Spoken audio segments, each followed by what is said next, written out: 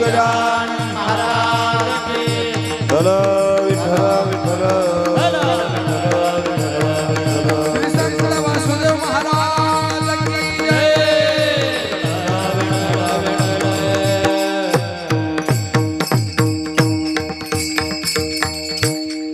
गावो नाचो विठो तुझा करून वाद गावो नाचो विठो तुझा करून वाद जिकडे पाहे तिकडे सर्वमय गोविंद आनंद रे विठोबा झाला माझे मणी देखिली लोचणी विटे सहित पावली न करी तपसाधन मुक्तीचे सायास न करी तपसाधन मुक्तीचे सायास हाची जन्मोजन्मी गोड भक्तीचा रस आनंद रे विठोबा झाला माझे मणी देखिली लोचणी विटे सहित पावली तुका म्हणे आम्हा प्रेमावने ते काही तुका म्हणे आम्हा प्रेमावने ते काही पंढरीचा राणा साठविला हृदयी आनंद रे विठोबा झाला माझे मणी देखिली लोचणी विटे सहित पावले श्री पांडुरंगा सद्गुरु ही स्वामी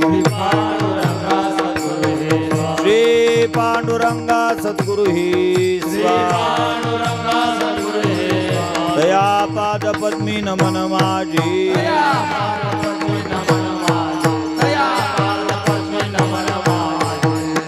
ओम नमो ज्ञानेश्वरा करुणा करा दयाळा तुमचा अनुग्रह लादलो पावन झालो चराचरी नमो सद्गुरु तो कया ज्ञानदीपा नमो सद्गुरु सच्चिदानंद रूपा नमो सद्गुरु भक्त कल्याण मूर्ती नमो सद्गुरु भास्करा पूर्ण कीर्ती मस्तक ही पायावरी या वारकरी संतांच्या हृदय शिवासन करुणिया माझ्या बैशी गुरुराजा गजानना सद्गुरु श्री पांडुरंग परमात्मा त्या स्मरणी कौंडण्यपूर निवासी जगज्जननी जगन्माता विदर्भ कन्यासे रुक्मिणी देवी ज्ञानांच्या राजयोग यांचे माऊली यश असणारे ज्ञानवाराय जगद्गुरु ऋतुकुब्बारे त्याचप्रमाणे थळचे बालयोगेश श्रीगाव निवासी योगी सम्राट संत सम्राट विधी सम्राट गजानन महाराज त्यांच्या अंतरंग प्राणप्रिय पट्टशिष्य श्री संत भास्कर महाराज गौरीशंकर महाराज तथा वारकरी कीर्तिभूषण वारकरी रत्न संत श्री वासुदेवजी महाराज अळगावकर आदी करून साधू संतांना नमस्कार करून कार्यक्रमाकरता उपस्थित असणारे संपूर्ण भूगंधर्व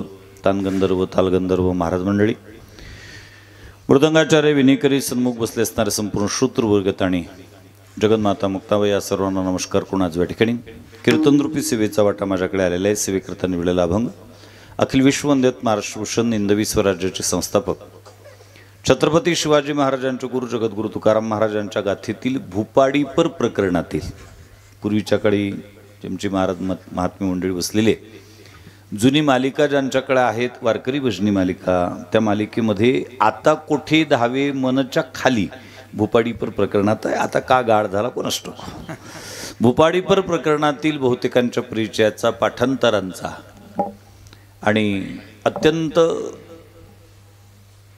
मननीय चिंतन मांडणारा भगवान पांडुरंगाशी एकेरी संवादाचं चिंतन सांगणारा 4 चरणाचा असा अभंग आहे अभंगावर बोलण्यापूर्वी थोडासा प्रेयार्दी निष्ठ आहे तुम जसा सेवा के निमित्त आहे सांगायलाच नको सर्वश्रुत आहे सालाबादप्रमाणे यही वर्ष आपल्या या सिंदखेड नामक ग्रामामध्ये गत 43 वर्षापासून चालत असणारा आणि त्या दुग्ध शर्करा न्यायाने वैकुंठवर्षी परमपूजनीय परम आदरणीय दिगंबर महाराजी गायकवाड यांच्या तृतीय पुण्यस्मरणाचं औचित्य साधून आयोजित असणारा हा कंडरिनाम संकीर्तन श्रीरामकथा तथा ग्रंथराज ज्ञानेश्वरी पारायण सप्ताह महोत्सव आता जवळपास ह्या परंपरा पाहण्याकरता मिळत नाहीत महाराज माफी मागून बोलतो तुमच्यासारख्या महात्म्यांनी ह्या परंपरा टिकून ठेवल्यात आम्ही जेव्हापासून कथाकार झालोत ना तेव्हापासून पहिलं महापाप आम्ही केलं पारायण बंद पाडलेत दुसरं महापाप केलं तर आम्ही कीर्तन सुद्धा बंद केलेत का कारण पहिल्यांदा पारायणावर गदा आणली कथा चालू केलीत तरी लोक कथेला येत नाहीत हे पाहून कीर्तनाला येतात हे पाहून कीर्तनाच्या वेळेत कथा चालू केल्यात त्यामुळे कीर्तन बंद पाडलेत पहारा बंद पडलात आज मला या ठिकाणी येऊन आनंद वाटला की या ठिकाणचे अखंड हरिनाम संकीर्तन जो काही पहारा आहेत विश्वशांती महायज्ञ हा महिला मंडळींच्या माध्यमातून चालवला जातो अत्यंत आनंदाची गोष्ट आहे वैकुंठवासी परमपूजनीय गुरुवर्य संत श्री वासुदेवजी महाराज ज्यांचं बोट धरून मी परमार्थ शिकलो. तर महाराजांनी 5/3/1955 मामासाहेब दांडेकर भास्कर महाराज संस्थान आडगाव बुजुर्ग या ठिकाणी आले आणि भास्कर महाराजांच्या मंदिराचा जीर्णोद्धार केलात. आज योगायोगाने 117वी पुण्यतिथी आहे भास्कर महाराजांची. ज्यांच्या विहिरीला गजानन महाराजांनी पाणी लावलं ते भास्कर पाटील, ज्यांनी 39 वर्षपर्यंत अखंड गजानन महाराजांची सेवा केली आणि 2/5/1907 आजच्याच पवित्र दिवशी गुरुवार या दिवशी 117 वर्षापूर्वी स्वतःच्या हाताने समाधी दिली. पहिला समाधीचा योग भगवान श्री ज्ञानोबांना त्यांचे गुरु निवृत्तीनाथांनी दिली. अर्थात गुरुनी शिष्याला दिलेल्या समाधीचा हा दुसरा योग. पहिली समाधी निवृत्तीनाथांनी ज्ञानोबांना दिली आणि दुसरी समाधी योगी सम्राट गजानन महाराज यांनी भास्कर महाराजांना दिली 2/5/1907. 1907, 1908, 1909 आणि 1910 अशा 4 यात्रा बाबांनी स्वतः केल्यात आणि 8/9/1910 बाबांनी स्वतःचा लीला विग्रही देह शेगाव या ठिकाणी ठेवला. त्या भास्कर महाराजांची पुण्यतिथीत त्या भास्कर महाराजांच्या मंदिराचा जीर्णोद्धार करण्याकरता ज्यावेळेला 5/3/1955 मामासाहेब दांडेकर आलेत आणि मामानी भास्कर महाराज संस्थानावर पहारा चालू केलात आणि त्याला नाव दिलं विश्वशांती महायज्ञ.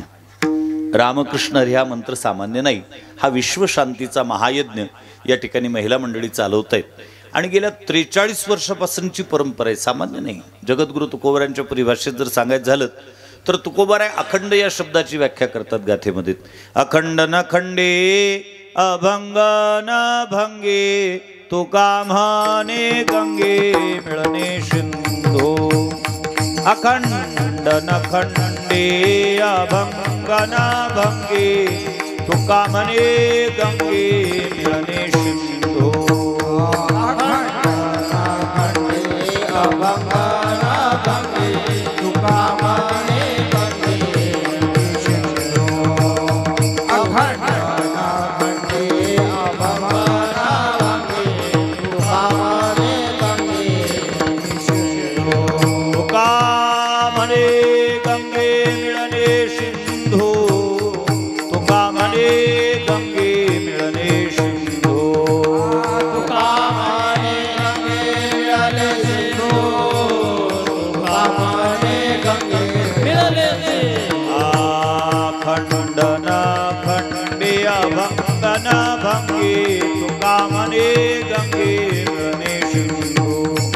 अखंड न खंडे अभंग न भंगे तुका म्हणे सिंधू.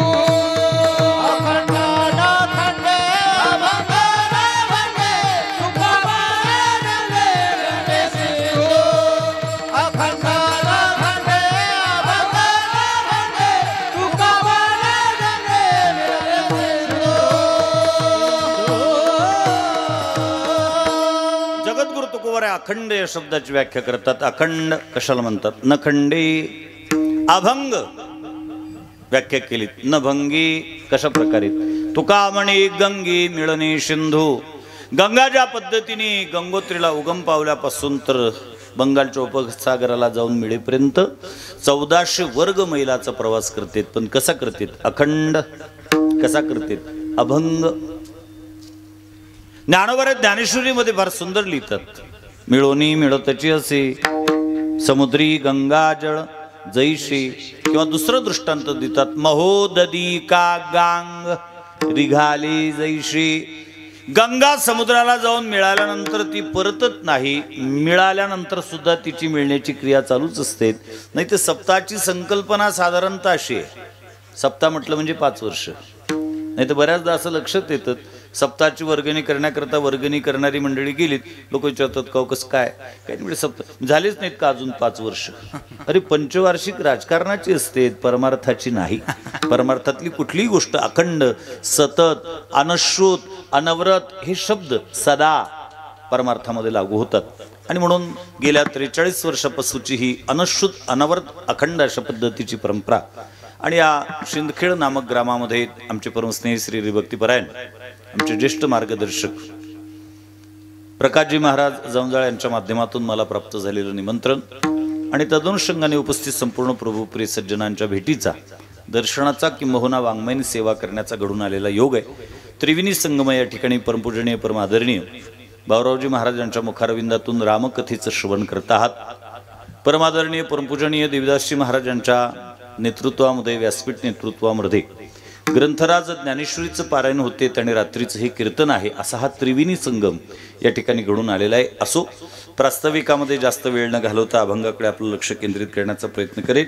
तसंही मी प्रास्ताविकात फार कच्चा कीर्तनकार आहे महाराज, आणि त्याचं कारणही तितकंच महत्त्वाचं आहे। प्रास्ताविकात तेच कीर्तनकार पक्के असतात ज्यांना पुढच्या वर्षीचे कार्यक्रम लावून घ्यायचे असतात, टिकवायचे असतात। मी त्याच्यातला नाही, त्याच्यामुळे मी प्रास्ताविकात कच्चा कीर्तनकार आहे। त्याच्यामुळे सांभाळून घ्या काही काही गोष्टी। अभंगाकडे लक्ष केंद्रित करण्याचा प्रयत्न करेल। सदर अभंगामध्ये जगद्गुरु तुकोबाराय भगवान पांडुरंगाशी संवाद साधतायत, आणि संवादाचा विषय अत्यंत मननीय आहे, अत्यंत महत्त्वपूर्ण अशा पद्धतीचा आहे। जगद्गुरु तुकोबाराय भगवान पांडुरंगाच्या दर्शनाकरता जातात, दर्शन घेतात, आणि दर्शन घेतल्यानंतर भगवान पांडुरंगाला सांगतात, देवा मी नेहमी ज्या पद्धतीने तुझ्या दर्शन करता येत होतो, आज जे दर्शन करता आलो आहे ते येण्याचा मागचा माझा उद्देश वेगळा आहे। मला तुझ्याशी एका महत्त्वपूर्ण विषयावर चर्चा करायची आहे। तुकोबाराय असं ज्यावेळेला देवाशी बोललेत ना, त्यावेळेला देवालाही थोडा घामच फुटला असेल। देवाने विचार केला, बहुतेक अजून नाशिकचा तिळा सुटलेला नाही का, तिकिटाचा काय नाशिकचं तिकीट मागतात लोकसभेचं का, अनेक दिवसापासून प्रलंबित असलेला महाराष्ट्राचा मंत्रिमंडळाचा विस्तार, त्याच्यामध्ये कॅबिनेट दर्जाचा एखादं पद मागतात का, एखादं महामंडळ मागून घेतात का, अधिक काय जगद्गुरु तुकोबारायांची काही इच्छा आहे का? कारण अलीकडच्या काळामध्ये देवाच्या मंदिरात भक्त दर्शनाकरता गेले की देवाला सुद्धा घामच फुटत असेल कदाचित, कारण कधीच मंदिरात न जाणारे आता नारळ फोडण्यापासून त्या मंदिरात जात असतात, आणि म्हणून देव सुद्धा धाकधूकच करत असतील देवाच्या मनामध्ये। आणि तुकोबारायकडे पाहिलं तर तुकोबारायला देवाने विचारलं, काय म्हटली महाराज, कशाच्या संदर्भात चर्चा करायची आहे, काही पाहिजे का तुम्हाला? तुकोबारायांनी सरळ सांगितलं, देवा तू इतके दिवस झाले तर अजून माझा स्वभाव जाणून दिसत नाहीस। मी मागणाऱ्यांपैकी नाही, परमेष्टी पदा तुच्छ मानिती सर्वदा, ब्रह्मादिक पदे दुःखाची शिराणी। अभंग आहेत माझे, मला नकोय पद, पदाची लालशीने तुझ्याकडे आलेलो नाहीये, मग चर्चा कशाच्या संदर्भात करायची? तुकोबाराय म्हटलं, देवा मला तुला मागण्याच्या संदर्भात चर्चा करायची नाही, मला प्राप्त झालेल्या संदर्भात चर्चा करायची। मग देवाने विचार केला, बहुतेक कोरोनाच्या कालखंडामध्ये माझ्या माहितीप्रमाणे जगाच्या पाठीवर वारकरी संप्रदाय जितका सक्रिय होता, खचितच इतके सक्रिय असतील। म्हणजे काय केलं संप्रदायाने कोरोनाच्या कालखंडामध्ये, ज्यावेळेला कीर्तन प्रवचन बंद होते महाराज, तेव्हा आमच्या महाराज लोकांनी खुशाल संघटना स्थापन केल्या, आणि सगळे अध्यक्षच अध्यक्ष। बरं, विशेष म्हणजे त्या संघटनेचे नाव विश्व, त्याच्या पुढे बरोबर जे काय नावं सांगत नाही, म्हणजे ज्याचं कुटुंबापुरतं विश्व आहे त्यांनी स्थापन केलेल्या संघटनेला नाव विश्व द्यावं। त्याचा जिल्हाध्यक्ष, त्याचा तालुकाध्यक्ष, त्याचा गावाचा अध्यक्ष। मला असं वाटतं कोरोना जर अधिक काही दिवस चालला असतात ना, तर यांनी घराचे सुद्धा अध्यक्षपद देऊन त्याचे सुद्धा नियुक्तीपत्र वितरित केले असते मोबाईलच्या माध्यमातून। म्हटले तुम्हाला काही पद प्राप्त झालं का? म्हटले नाही। मग चर्चा कशा संदर्भात करायची? तुकोबाराय म्हटले, देवा मला पद मागायचं नाही, मला प्राप्त झालेल्या पदाच्या संदर्भातही चर्चा करायची नाही, मला तुझ्याशी चर्चा करायची आहे तो विषय मला प्राप्त झालेल्या अवस्थे संदर्भातली। मग देवाला थोडं बरं वाटलं, म्हटले बोला महाराज काय अवस्था प्राप्त झाली? तुकोबाराय म्हटले, देवा तुला सांगू का, मी ज्या दिवशीपासून परमार्थाला लागलो, माझा परमार्थ म्हणजे काही बळच कुठेतरी सप्तात वातावरण तयार झालं। कोणीतरी माळ विक्री करता होता, त्याच्यानंतर महाराजांनी आवाहन केलं होतं कथेच्या माध्यमातून ज्याला माळ घालायची असेल त्यांनी माळ घालून घ्यावी। अगदी 5 रुपयात माळ आहे, आणि त्यातल्या त्या समोर कॅमेरा लावलेला होता, त्याच्यामुळे कॅमेऱ्याच्याही भरोशावर बरेच पारमार्थिक वाढतात आणि माळकरी होतात। आणि मग 5 रुपयाची माळ घेतली, गळ्यात टाकलीत, आणि अशातला परमार्थ नव्हता। तर गेल्या 8 पिढ्या 7 पिढ्या अगोदरपासून तुकोबाराच्या घरामध्ये भक्तीची परंपरा आहे। नवे हे सुद्धा व्यवहाराच्या दृष्टिकोनातून पाहिलं तर कमीच आहेत। मागे बहुता जन्मी हेची करीत आलो आम्ही, काय अनेक प्रमाणे जगद्गुरु तुकोबारायचे, निद्रा करिता होतो पायी, सवीची लंका घेतली तई, वानर गोवळ गाई, काय ज्या वेळेला भगवान परमात्मा शेषशेणावर शयन करत होते त्यावेळेला आम्ही जलचराच्या रूपाने होतो. प्रभू ज्यावेळेला राम झाले त्यावेळेला आम्ही वानराच्या रूपाने होतो. तेच प्रभू ज्यावेळेला कृष्ण झाले त्यावेळेला आम्ही गोपाळाच्या रूपाने होतो. नवे नवे तेच प्रभू ज्यावेळेला विटेवर उभे राहिलेत त्यावेळेला आम्ही वारकरी बनलोत. अशी अनेक युगानुयुगाची आमची परंपरा आहे भक्ती क्षेत्रातली.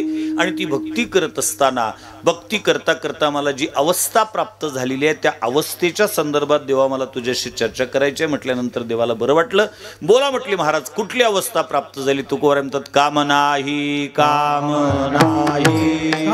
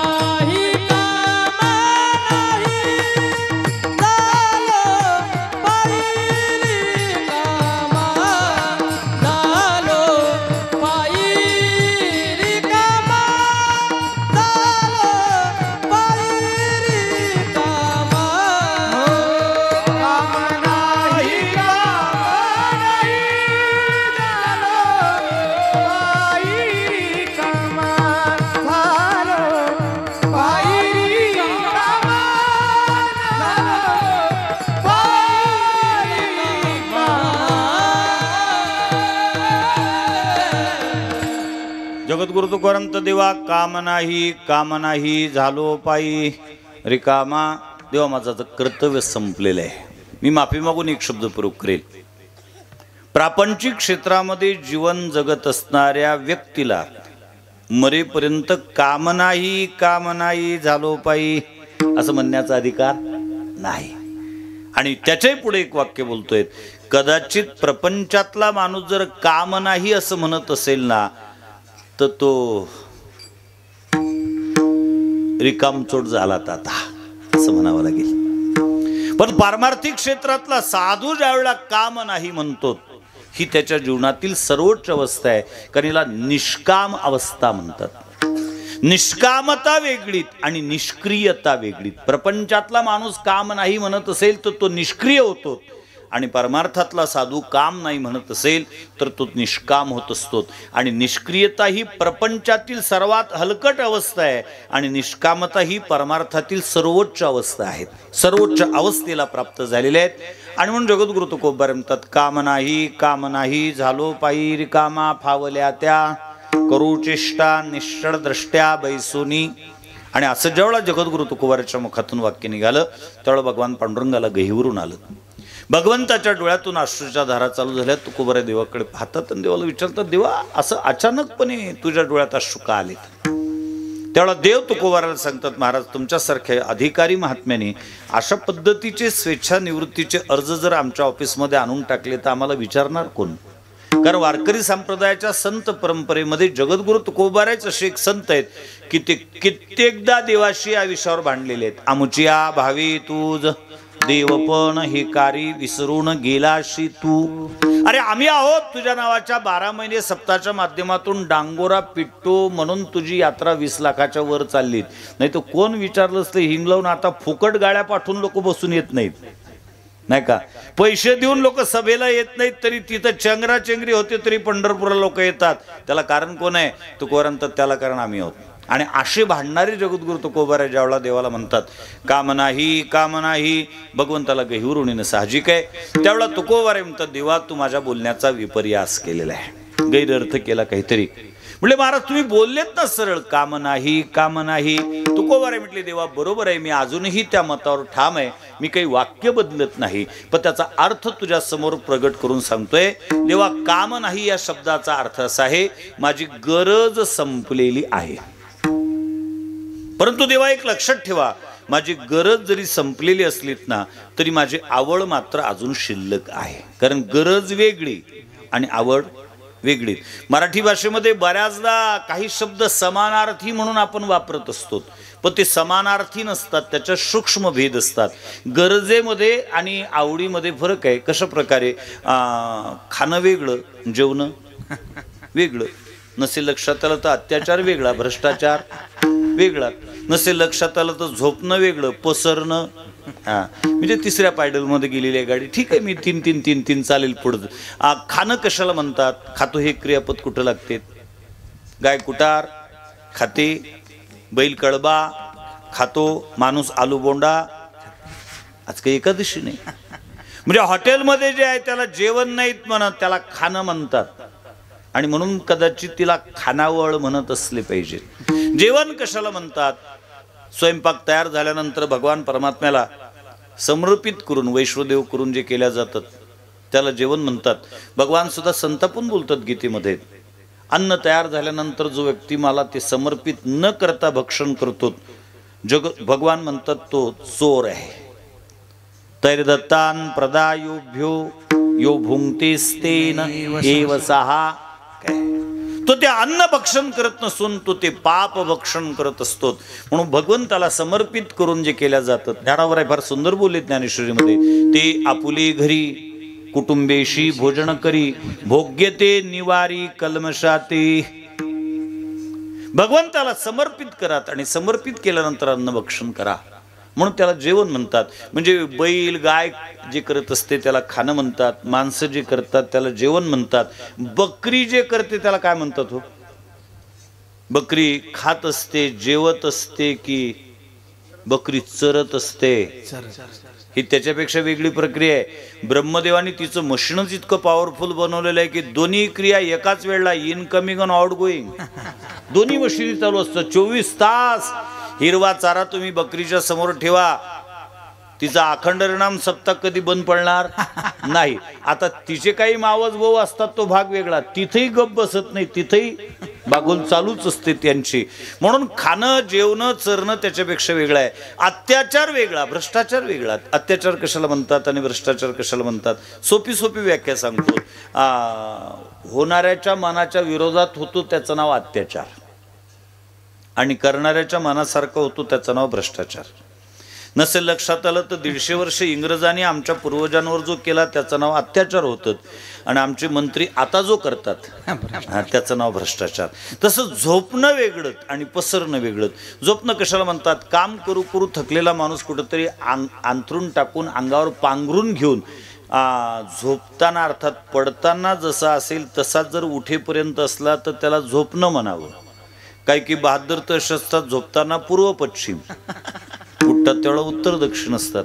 काही की तर उन्हाळ्याच्या दिवसामध्ये झोपतात मंडपाच्या या कोपऱ्यावर, उठतात तेवढा त्या कोपऱ्यावर.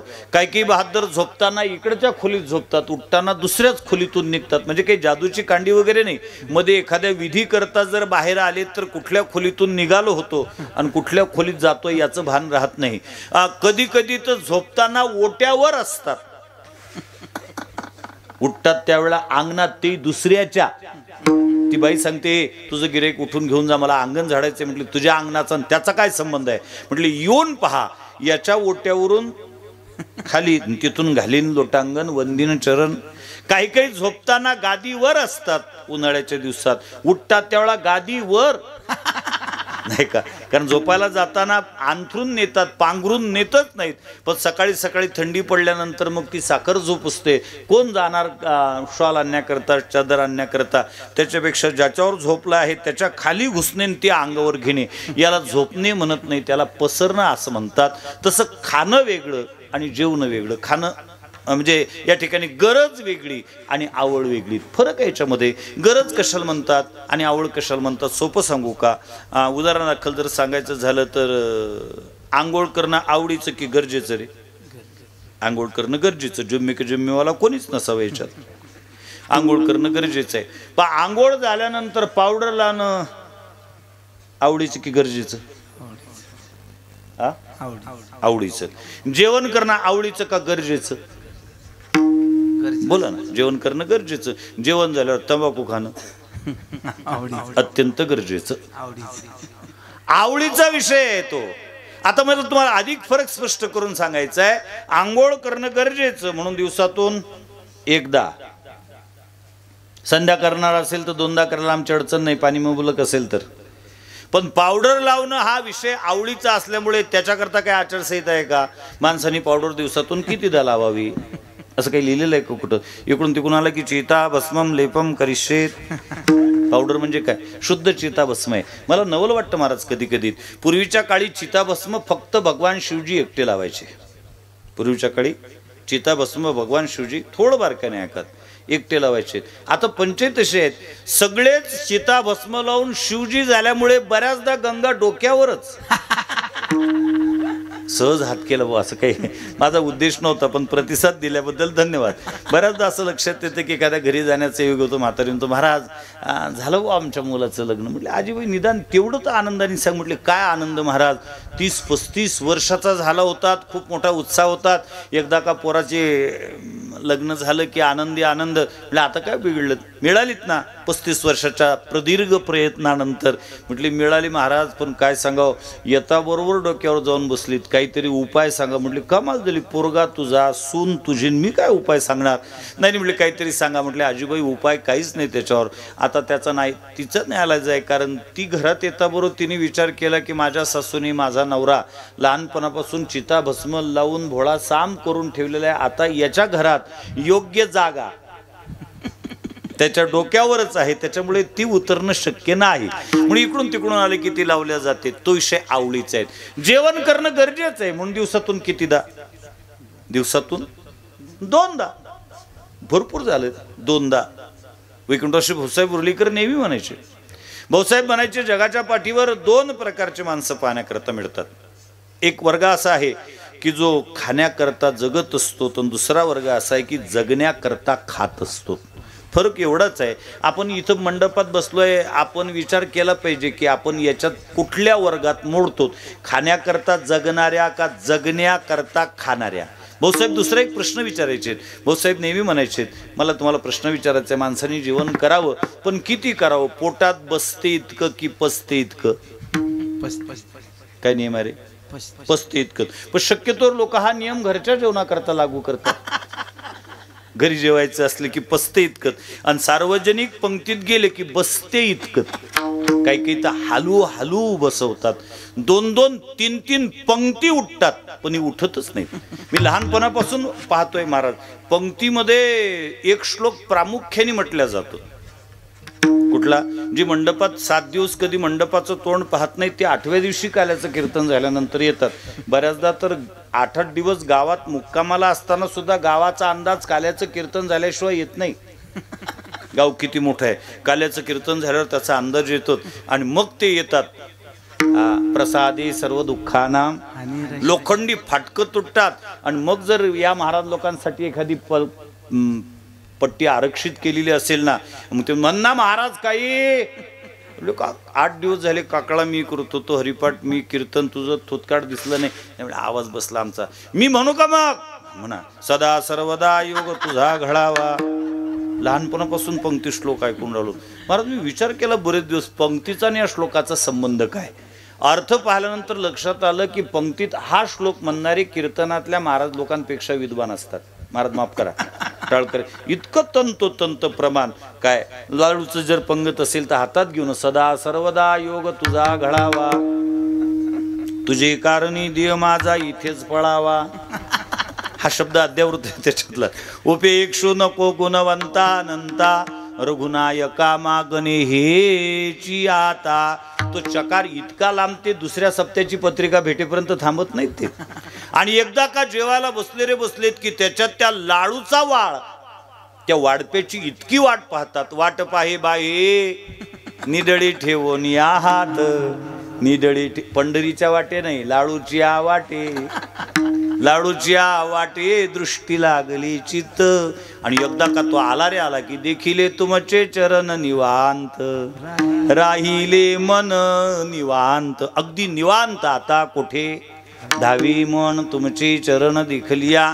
आणि मग का त्यांनी एखादा लाडू वाढला तुम तो वाळा का, कारण बहुता दिवसा फेरा आला या नगरा. त्याने अधिक एखादा वाढला तो तू का वाघमारा समजला का, ठेव, कारण आता मागुता येईल फेरा. हे तो न घट, त्याला माहित आहे सगळे प्रमाण. आणि मग का ते पातेलं ठेवून घेतलं रे घेतलं की काकळा संपतो. मग हरिपाठ एकतत्व नाम दृढधरी मना. आणि मग का ते झालं रे झालं. ते चालू नये साईराम. 2-2 3-3 पंक्ती उठतात तरी ते चालूच असतात बिचारे, उठतच नाही. त्यांना कळतच नाही भारत कुणीकडे चालला म्हणून. मग अशा परंपरेचे जर असतील तर त्यांनी 2च्या ऐवजी 3दा जेवायला हरकत नाही. महाराज आम्ही लहान असताना आमच्या खटल्यामध्ये गहू हरभरा वगैरे मळणी करण्याची ती जुनी पद्धती, ते बैलाची पात धरल्या जायची. महिनो गंती चालायचं ते काम. त्याच्यानंतर आम्ही लहान असताना ती थ्रेशर नावाची मशीन आली. नुकताच जन्म झालता तिचा. आणि तिचा थाट एवढा, जसं नामवंत कीर्तनकाराच्या तारखा घ्याव्या लागतात आता, तसं त्या थ्रेशरवाल्याची तारीख घ्यावं लागत होती. कारण 7-8 खेड्या मिळून एक असायचा. बरं ते बंडी जोडी आपली घेऊन जायची. बरं नुसती जोडी धुरकरी चालत नव्हता, 4-5 माणसं न्यावं लागत होती सोबत. कारण त्याची मशीन एकीकडून होती, एकीकडून ती जड असायची, दुसरीकडून हलकी. आणि खोल वाटेत गेल्यानंतर झकोला आली की ती पुन्हा पलटायची. मग लमकायला 4-5 आणि सांगायला 2-4. हा पाहिजो रे, हा सांभाळजो, हा तिकडून. मग तो तिथं त्या गंजीवर नेल्यानंतर मग तो त्याच्यातली अशी एक मूठ घ्यायचा. थोडं ओलसर आहे, आजच्या दिवस वाळू घाला आणि मग पुन्हा या. पुन्हा त्याची ते थ्रेशर सोडून द्यावी लागत होती. म्हणजे एवढी कटकट. पण आता ते नवीन मशीन आली. काय तिचं नाव? हेडंबा आहे की हिडिंबा आहे लेकाची कोणास ठाऊक. महाभारतामध्ये भीमाच्या बायकोचं नाव हिडिंबा होतं. बहुतेक तिची मावस बहीण असावी ही. बरं त्या मशीनचं वैशिष्ट्य आहे आता, ते कोणत्याही गंजीवर लावा, ओलं असो वाढलेलं असो, यूज द्या म्हणते, नाही म्हणतच नाही. अशा मी मशिनी आता सार्वजनिक पंक्तीत पाहतो.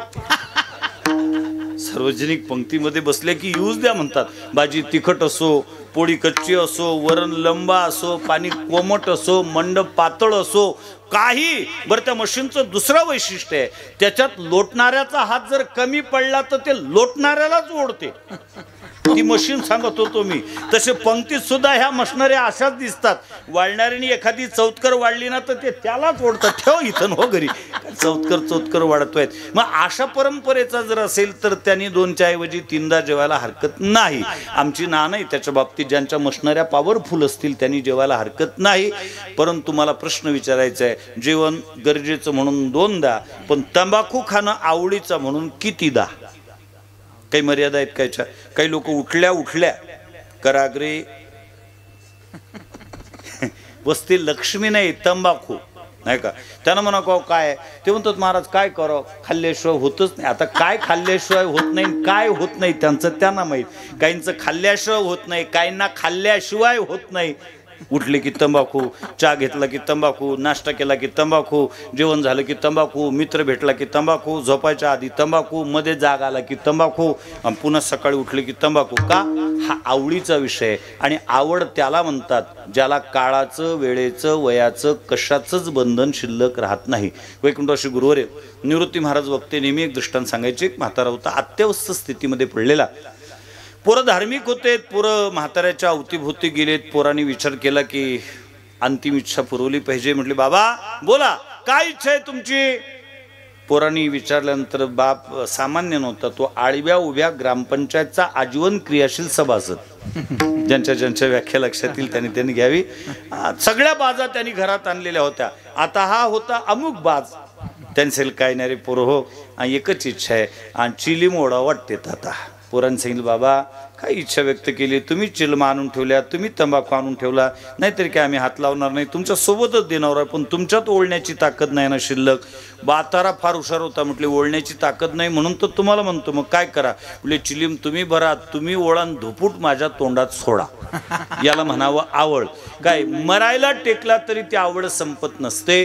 तसं जगद्गुरु तुकोबाराय देवाला सांगतात, देवा माझी गरज संपलेली आहे, पण गरज जरी संपलेली असली तरी माझी आवड मात्र अजून शिल्लक आहे. आणि म्हणून मी माझं उर्वरित जीवन जे आहे हे आवडीच्या माध्यमातून जगणार आहे. देवाला थोडं बरं वाटलं. म्हटले महाराज तुमची आवड जर शिल्लक असेल तर त्या आवडीच्या माध्यमातून तुम्ही काय करणार? जगद्गुरु तुकोबाराय अभंगाच्या पहिल्या चरणात सांगतात,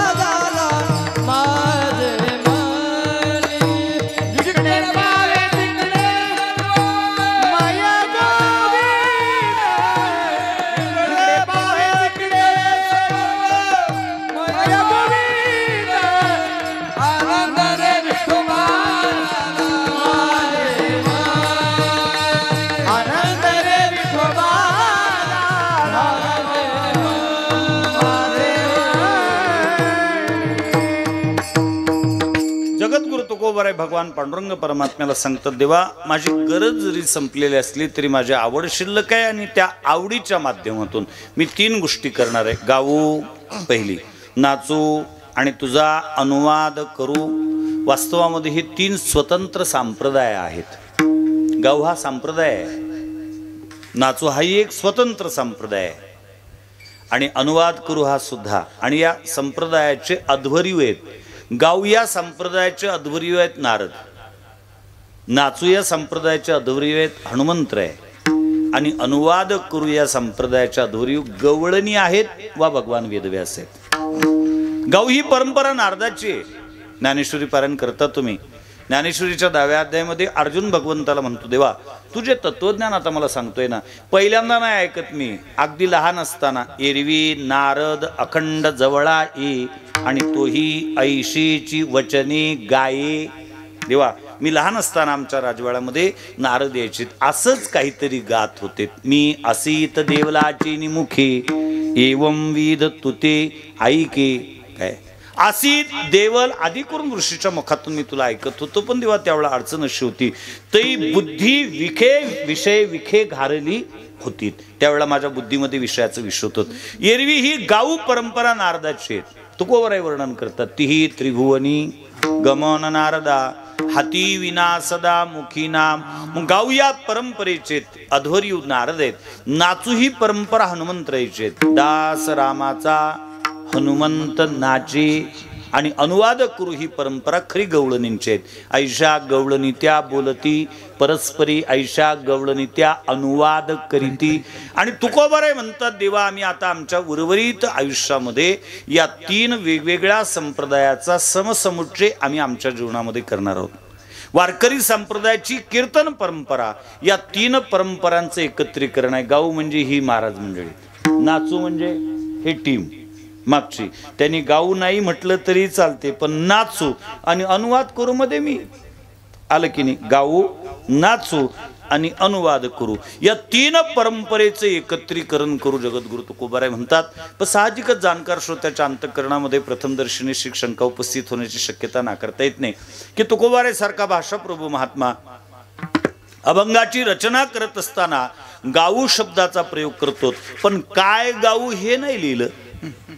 लिहायला पाहिजे होतं, अमुक गाऊ, ढमुक गाऊ, टमुक गाऊ काहीतरी लिहायला पाहिजे होतं ना. आता अडचण अशी आहे की जगद्गुरु तुकोबाराय गाऊ शब्दाचा प्रयोग करतात, परंतु काय गाऊ हे सांगत नाहीत. मग आम्हाला तर्क करण्याकरता वाव आहे. मग आता गाऊ म्हणजे काय, जन्माला आलेली प्रत्येक व्यक्ती गात असते. महाराज माफी मागतो, असं समजू नका, गैरसमज करून घेऊ नका की जगाच्या पाठीवर तुम्हीच गायनाचार्य म्हणून. बरोबर आहे ना, हे तुमच्या समोर बसलेले काय कमी कलाकार आहेत? हा, हे गात असतात, ही गाणारेच आहेत. यांचा तर बरं हातच खंड आहे गायनाच्या बाबतीमध्ये. परंतु जगद्गुरु तुकोबाराय जे गाऊ म्हणतात ते नेमकं गाऊ कोणतं, म्हणजे हे गाऊ गात असतात ते गाऊ म्हणतात का, ह्या गात असतात ते गाऊ म्हणतात का, तुम्ही गात असतात ते गाऊ म्हणतात. आता पुरुष मंडळीचा जर विचार केला तर आम्ही गातच असतो जन्मभर, पण त्या गाण्याला कोणतं गाणं म्हणतात? माफी मागून बोलतात, त्या गाण्याला रड गाणं असं म्हणतात. राम राम राम राम काव कसं काय काय नाही महाराज, आनंदी आनंद. खरं सांगू का, काही काही शब्द काही काही लोकांच्या तोंडात शोभून दिसत नाहीत. संसारिकाच्या तोंडात आनंदी आनंद हे जुटतच नाहीत ना. काही काही शब्द, जसं मॅचिंगचं युग आलं तसं शब्दाचं सुद्धा मॅचिंग शोधत जा. कुठल्या शब्दापुढं कुठला शब्द ठेवला म्हणजे तो शोभून दिसतो. अगदी उदाहरण सांगतो, व्यवहार सांगतो. आम्ही रस्त्याने प्रवास करत असताना आता काल परवा मला एक दुकानावरची पाटी दिसली. त्या पाटी वाचून दाखवू का महाराज? त्या पाटीवर नाव होतं कोमल हार्डवेअर. ज्यांच्या लक्षात आलं असेल त्यांनी घ्यावं, कोमल हार्डवेअर. किती त्या कोमल या शब्दाचा अपमान आहे नाही का? म्हणजे ते जुटतच नाही. तसं संसारिकाच्या मुखात आनंदीन आनंद शक्य नाही, पण म्हणत असतो. तर ठीक आहे म्हटले, बरं आहे बा तुमचा आनंदी आनंद. कसं काय हे वर्ष? काही नाही म्हटले महाराज, कोरोनाच बरा होता. कोरोना बरा होतो, लोकांच्या अंगावर काटे येतात कोरोना म्हटलं की. नाही म्हटले महाराज, 5 लोकांचं अंत्यसंस्कार आणि 7 लोकात लग्न. हा, आता तर कटकट ना अहेर ना आंदण, या वर्षात म्हटले 4 ठिकाणी भर अहेर नेला आणि 7 ठिकाणी आनंद द्यावं लागतं. पीक पाणी काही नाही आहे, त्याला भाव नाही. म्हणजे आम्ही जे गातो त्याला रडगाणं म्हणतात. जाऊ जर तुमचं काय ना आमचं काय सारखंच ते. मग तुकोबारे हे गाऊ म्हणतात का? नाही. तुकोबारे तर सरळ बोलले, नका मजा पाशी वदो प्रपंचाचे विषी, वदो प्रपंचाचे विषी, वदो प्रपंचाचे विषी.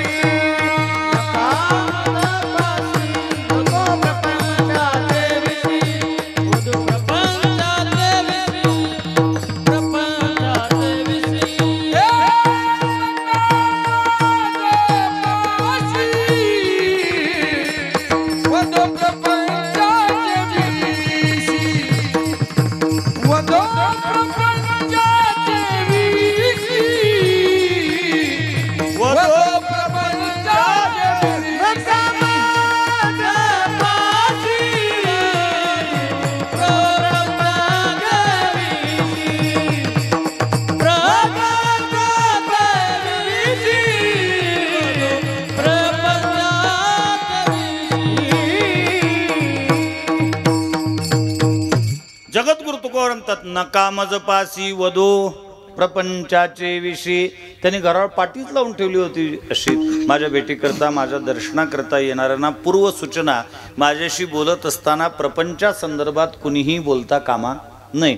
मग ती रडगाणं गाण्याचं काही याचं समर्थन करण्याचं काही कारणच नाही.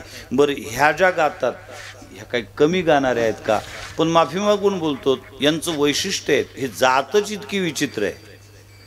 म्हणजे मी लांबून आलो याचा अर्थ मी घाबरतो अशातला काही भाग नाही, कारण आळनावाचा का होईना वाघ आहे, त्याच्यामुळे घाबरण्याचं कारण नाही. सिद्ध करून देतोय.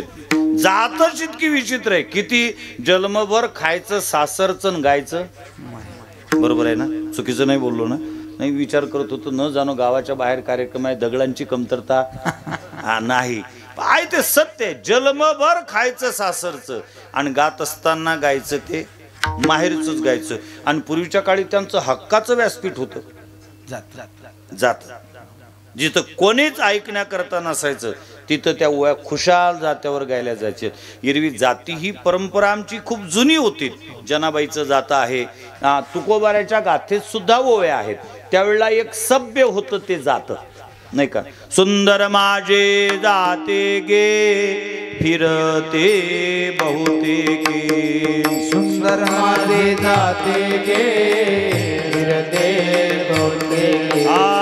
सुंदर माझे जाते गे फिरते बहुतेके, सुंदर माझे जाते गे फिरते बहुतेके. ओव्या गाऊ कौतुके धोये बा विठ्ठला, ओव्या गाऊ कौतुके धोये बा विठ्ठला, ओव्या गाऊ कौतुके धोये बा विठ्ठला, ओव्या गाऊ कौतुके धोये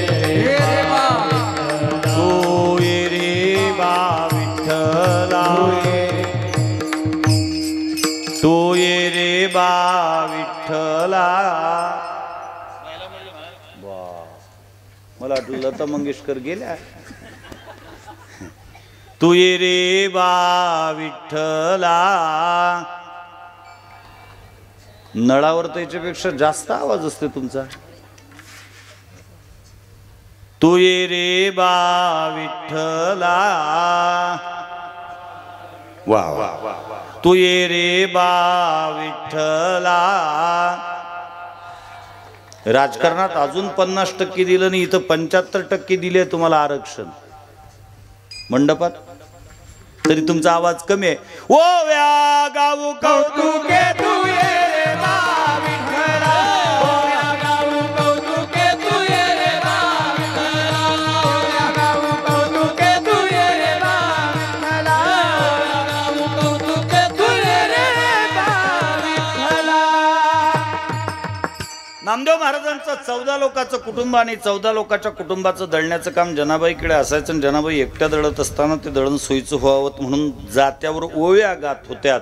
आजही माझं आव्हान आहे, शैक्षणिक क्षेत्रामध्ये जे साधे शिक्षक नाहीत, PhD झालेले असतील, डिलीटपर्यंत जे गेलेले असतील, त्यांनी हिंमत असेल तर त्यांनी अंगठा बहादर असणाऱ्या दमा आणि करुंडाच्या कन्या गंगाखेडमध्ये ज्यांचा जन्म झाला त्या जनाबाईच्या जात्याचा अर्थ लावून दाखवावा. त्याच्या सासू कोणची, त्याच्यातला सासरा कोणता, त्याच्यातला दीर कोणता, त्याच्यातली ननद कोणची, त्याच्यातलं जातं कोणतं, त्याचा खुटा कोणता, त्याच्यातलं दळण कोणतं. अध्यात्माचा कळेलोट आहे. जगद्गुरु तुकोबारायचे गाथेत आहेत ओव्यात. सावी माझी ओवी सहाही आटली, गुरुमूर्ती भेटली पांडुरंग, गुरुमूर्ती भेटली पांडुरंग. म्हणजे त्या जात्यानी सभ्यता पाळली होती आणि त्याच्यानंतर जी जात्याची घसरण झाली, जशी आता भजनाची घसरण झालीत. कधी कधी महिला मंडळीचं भजन ऐकावं नाही वाटत, ते पांडुरंगाला मिस कॉल देतात ह्या ऐका. जशा गवळणी कमी पडल्यात संप्रदायातल्या, माझ्या दुधाला डिगरी लाव. आता डिग्रीचा जन्म कधीचा, त्या गवळणी कधीच्या. वैकुंठवासी मामासाहेब दांडेकर नेहमी एक वाक्य वापरायचे. मामा म्हणायचे, जी गवळण वाचत असताना, गात असताना वा ऐकत असताना वाचणाऱ्याच्या, गाणाऱ्याच्या वा ऐकणाऱ्याच्या अंतःकरणामध्ये वैश्विक भावना निर्माण होत असेल, त्याच्यावर शाप कोणाची असो, ती संतांची नाही नाही नाही. त्रिकालाबाधित सत्य आहे, संताची असूच शकत नाही. मला तर असं वाटते संप्रदायामध्ये जितक्या एका जनार्दनी पूर्ण कृपेने आहेत, घुसखोरीच आहे ही सगळीची सगळी पूर्ण कृपेची. काय किती चांगल्या गवळणी होत्यात बरं. आता त्या गवळणी आहेत त्या अस्सल आहेत, त्याला चाली सुद्धा तितक्याच अस्सल लावतात. ह्या उदाहरण दाखल जर सांगायचं झालं, गायन हा माझा विषय नाही आहे एरवी, पण थोडंफार जे काही त्याच्यातलं कळतं. कसा मला टाकून गेला राम, आहेच आमची गवळणी, सत्य आहे. पण त्याला चाल, कसा मला टाकून गेला राम, कसा मला. जसं सीतेला आनंद झाला की बरा टाकून गेला रावण, आपला असं करायला मोकळी मी आता. म्हणजे निदान अर्थ पाहून चाल म्हणावी. सगळी मर्यादाच सोडून दिली आहेत आम्ही. भजन स्पर्धेमध्ये तर गवळणीपासून सुरुवात व्हायला लागली तर भजनाची. एरवी संप्रदायाचा नियम असा होता, गवळणपर अभंग गायल्यानंतर किती मोठा दुधाचार्य आला आणि त्यांनी अभंग चालू केला, आपुला तो एक देव करुणी घ्यावा. अंगठाबहादर विनेकरी म्हणे, बाबा चालत नाही. म्हटले झाला काय? म्हटले नाही. शेपक आहे का? म्हटले नाही. मग का चालत नाही? म्हटले आम्ही गवळण म्हटलेले, रात्रभर तुमचं भजन ऐकायला तयार आहोत, पण आता गवळणच म्हणावी लागेल. आपुला तो एक आनंद अद्वय आता चालत नाही, कारण आम्ही गवळणीच्या पलीकडे कोणाची भक्ती मानायला तयार नाही. मधुराद्वैत भक्तीच्या आचार्या नाम गोपी आहेत आणि म्हणून मग काही गायल्या जातं. त्याच्यात आता त्या जात्यावर वैकुंठवासी रामचंद्र महाराज नागपूरकर सांगायचे, एक महिला दळत होती आणि दळता दळता ओवी म्हणत होती, वाटीच्या वाट सरा, वाटीच्या वाट सरा, काय पायत घराली, सोन्याचं कुलूप माय भावाच्या दाराली. रामचंद्र महाराज म्हटले, का 76च्या वर भाव चालले, आता नाही पाहिला मी किती आहे तर. हे म्हणते सोन्याचं कुलूप माय भावाच्या दाराले. एका कार्यकर्त्याला विचारलं, म्हटले भाऊ हिचं माहेर माहीत आहे का रे कोणचं? म्हटले महाराज हेच गाव सासर आणि हेच माहेर, तिकडच्या गल्लीत माहेर आहे, इकडच्या गल्लीत सासर आहे.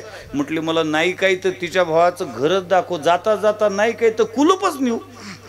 कार्यकर्ता सुद्धा अर्पय होता, त्याने विठोबा रुक्माचं गजर झालं तरी तिकडच्या गल्लीतून आणलं. महाराज ती बाई दळत होती ना, तिच्या भावाचं घर दाखवलं, त्याला कुलूप होतं पण ते लोखंडाचं होतं. म्हणजे कारण हे तर लोखंडाचं आहे आणि ते तर म्हणत होते सोन्याचं कुलूप माय भावाच्या दाराले. मी याचा अर्थ काय? म्हटले महाराज ते बाई माळकरी आहे, देवा शपथ खोटं बोलत नाही, अगदी खरं बोलते ते. म्हटलं मग हे कुलूप लोखंडाचं याचं काय? त्यावेळेला त्यांनी सांगितलं, म्हटले महाराज हे घर जरी तिच्या भावाचं असलं तरी तिच्या भावाने आमच्या गावाच्या सावकाराकडून कर्ज काढलं होतं. कर्ज न फिटल्यामुळे कुलूप त्या सावकाराने लावलेलं आहे आणि त्या सावकाराचं नाव सोन्या आहे. कोणाचं? सावकाराचं. म्हणून म्हणते सोन्याचं कुलूप माय भावाच्या दाराले. मग तुकोबारे हे गाव म्हणतात का?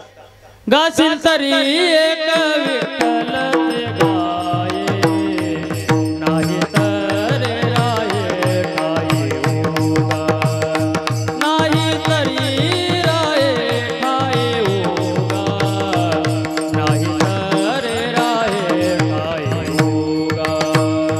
गाशील तरी एक विठ्ठल गाये, नाही तर राये ठाई उगा.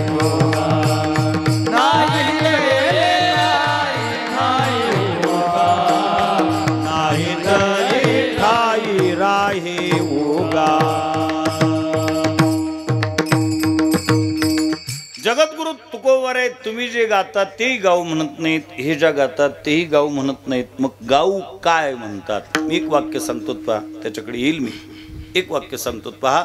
संत वाङ्मयाचा अभ्यास करत असताना अभ्यास करणाऱ्याला ज्यावेळेला एखाद्या शब्दाचा अर्थ लागत नसेल त्यावेळेला त्या शहाण्यानी शब्दकोशाचा आधार घेऊन अर्थ लावण्याच्या भानगडीत पडू नाही. मग त्या संतांनी तो शब्द त्यांच्या वाङ्मयामध्ये इतरत्र कुठं वापरला आणि तिथं तो कोण्या अर्थाने आला त्याच्यावरून अनुमान काढून तो त्याचा अर्थ काढला पाहिजे.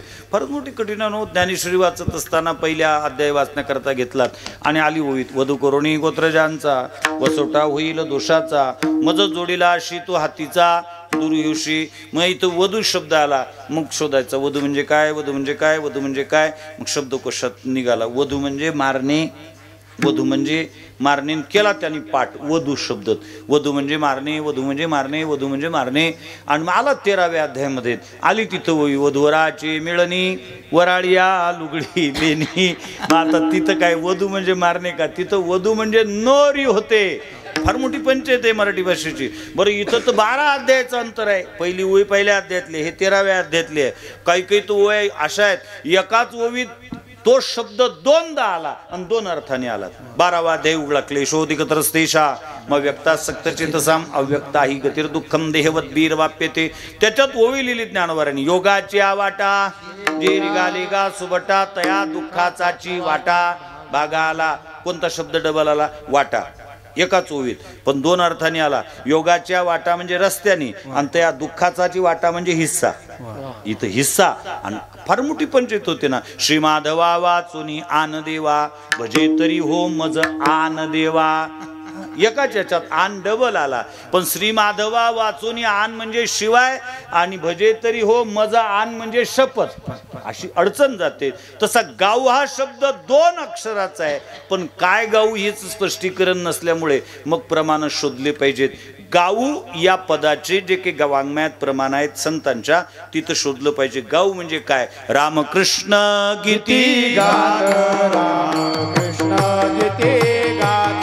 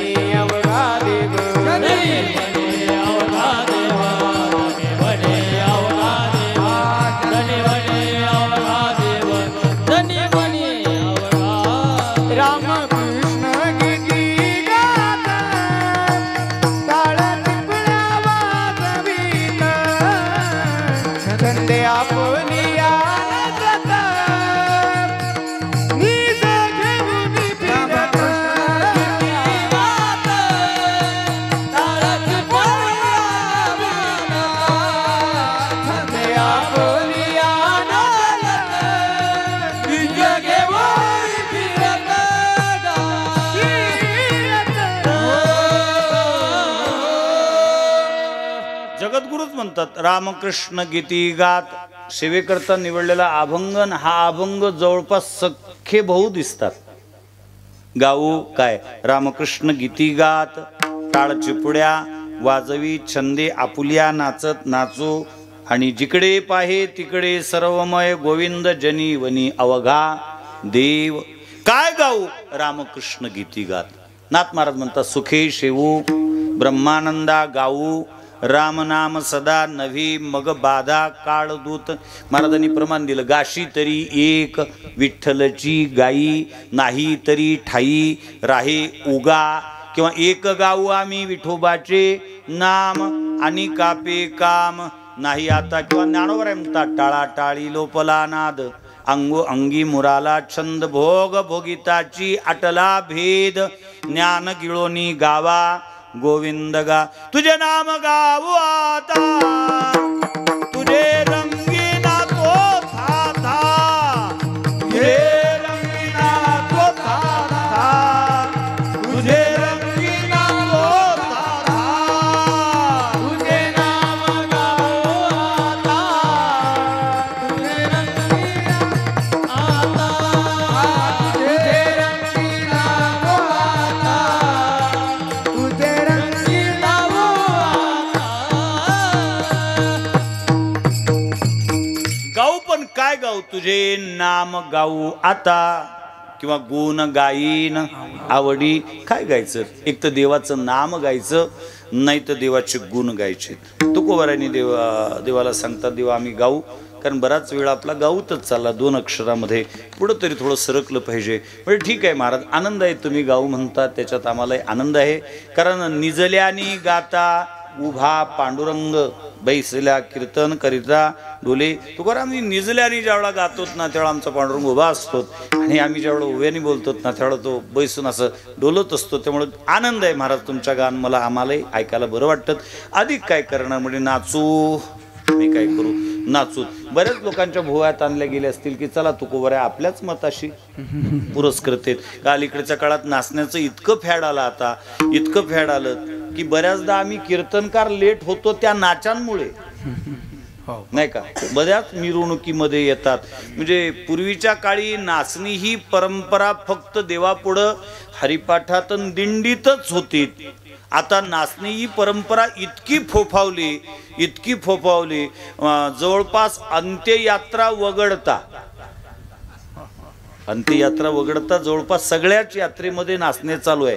गणपती आणताना नाचत, बुडवताना नाचत, देवी आणताना नाचत, बुडवताना नाचत, फॉर्म भरायला जाताना नाचत, निवडून आले की नाचत, नंबर आला की नाचत. काय नवरदेवाच्या पुढं तर प्रश्नच मिटलात. मला तर असं वाटायला लागले की कालांतराने बहुतेक आपल्या त्या पत्रिकेचे मायने मंगलाष्टकही बदलावे लागतील का कोणास ठाऊक. पत्रिकेमध्ये मायना असतो विवाहमुहूर्त स्टँडर्ड टाइम 9:30 सकाळी लागील 9:30ला, रात्री 9:30 पर्यंत लागलं तर नवरीच्या बापाचं भाग्य समजायचं. इतके नाचतात, इतके नाचतात, इतके नाचतात. त्यांना म्हणा पाहू किती वाजले, चला ना. ते म्हणतात तुमचं घ्या उरकून. आता नवरदेव तुमच्या जवळ आहे, आम्ही काय उरकून घ्यायचं. कधी कधी डबल हळद लावायची पाळी येते. थंडी नाही गरम, थंडी घरूनच लावून आलेलं असतं ते, आता गरम करून लावायची पाळी येईल काय. म्हणून मग त्या पत्रिकेचा मायना आता छापताना बदलावं लागेल. विवाहमुहूर्त वराचे मंडपात आगमन होईपर्यंत असं वाक्य लिहावं लागेल. त्याच्यात मंगलाष्टक बदलावे लागतील. आता आली लग्न घटी, नाही आली नाही, गेली लग्न घटी मंडपात आला नवरा. लग्न घटी निघून जाईपर्यंत नवरदेव मंडपातच येत नाही. म्हणजे पूर्वीच्या काळी हरिपाठात नाचल्या जायचं, देवाच्या वगळता सगळ्या ठिकाणी. नसेल लक्षात तर व्यवहार सांगतो.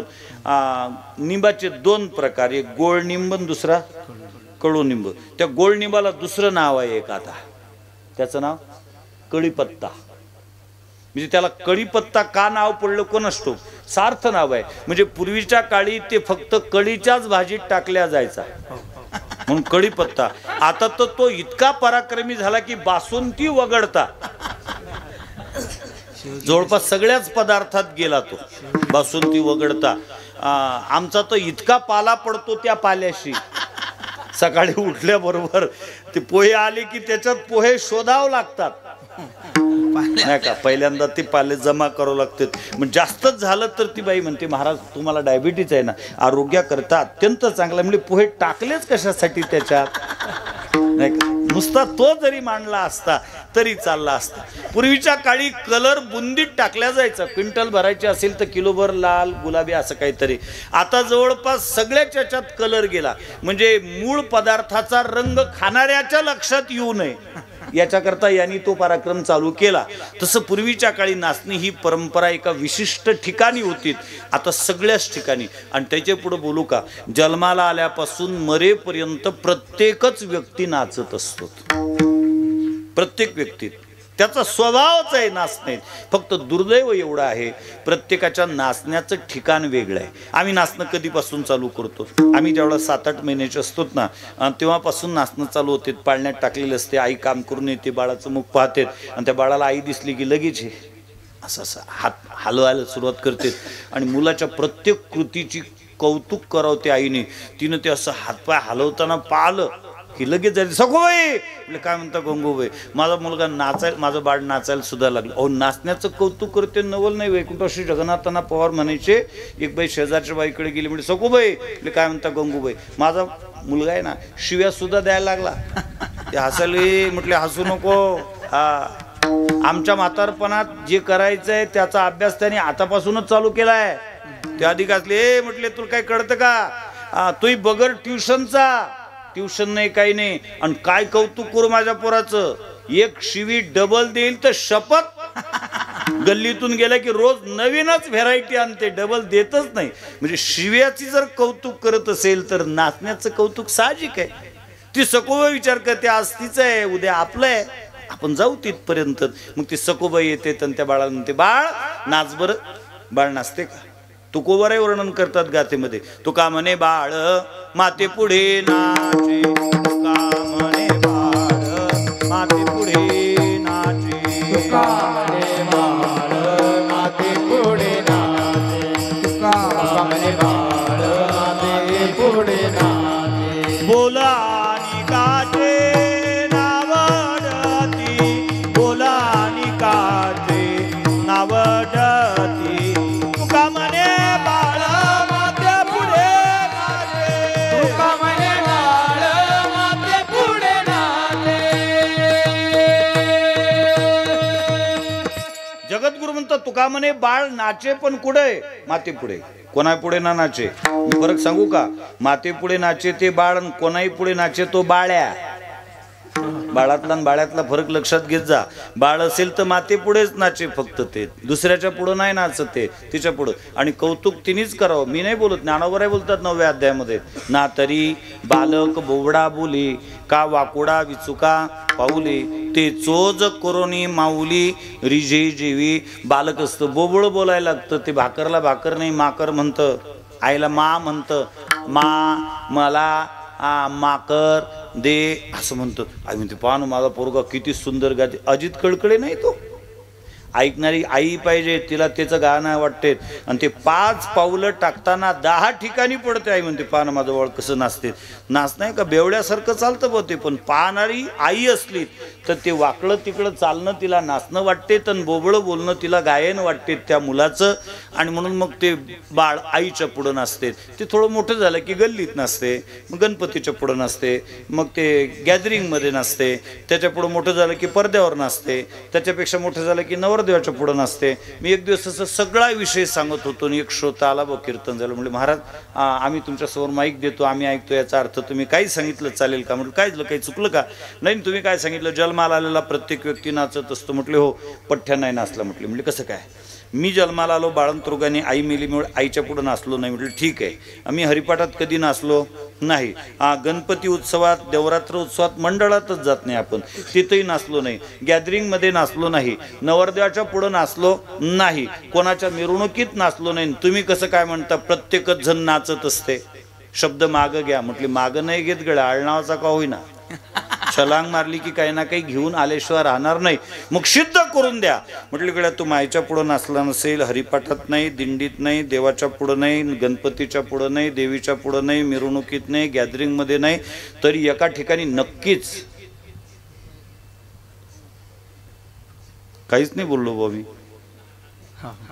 काहीच नाही बोललो. एका ठिकाणी नक्कीच. कुठं ज्ञानोबाराय बोलतात ज्ञानेश्वरीमध्ये, चित्त आराधी स्त्रियेचे तियेचे नि छंदे नाचे, माकळ गारुडियाचे जैशा परी. काय करावी ती बोलाची माकडे, काय करावी ती बोलाची माकडे, हो काय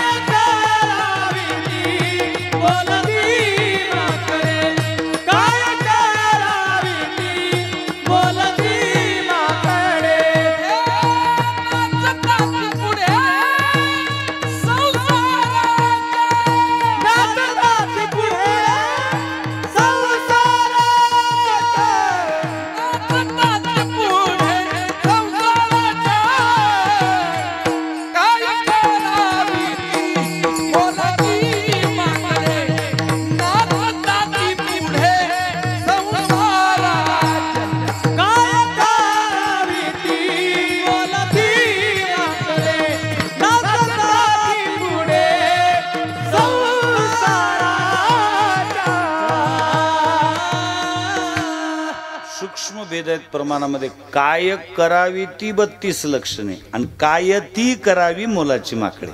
इकडचं तिकडे तिकडचे इकडे. कारण संत वाङ्मय इतकं सूक्ष्म आहे, आपला शब्दही चालत नाही, ते वाक्य इकडचं तिकडे जमतच नाही. त्याच्यामध्ये येतोच मी त्याच्यावर.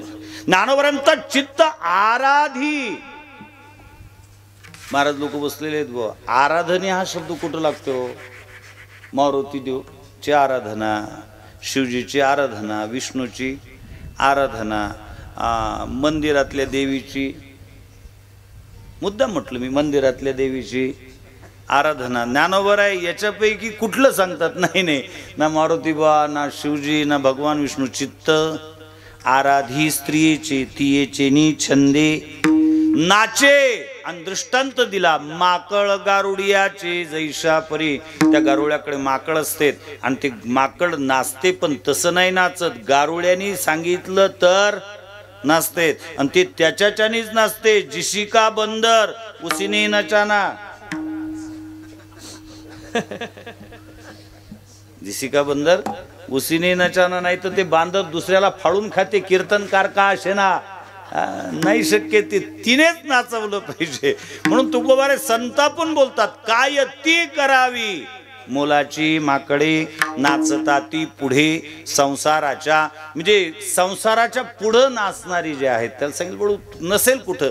एका ठिकाणी नक्कीच नाचलं असेल, पर्यायच नाही त्याला.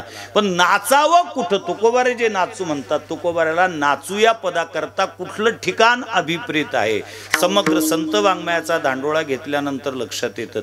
जग ज्ञानोबा लिहितात, करंटे कपाळ ज्याचे नाम नैवाचे सदैव सभाग्य तुची हरिरंगी नाचे. नामदेव महाराज म्हणतात, नाचू कीर्तनाचे रंगी ज्ञानदीप लावू जगी. नामदेव महाराज म्हणतात, इथं नाचूत आम्ही.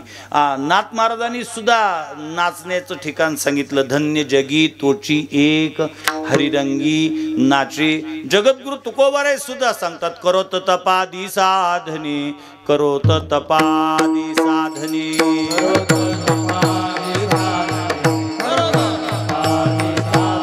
कोणी साधुत गोरांजने, कोणी साधुत गोरांजने.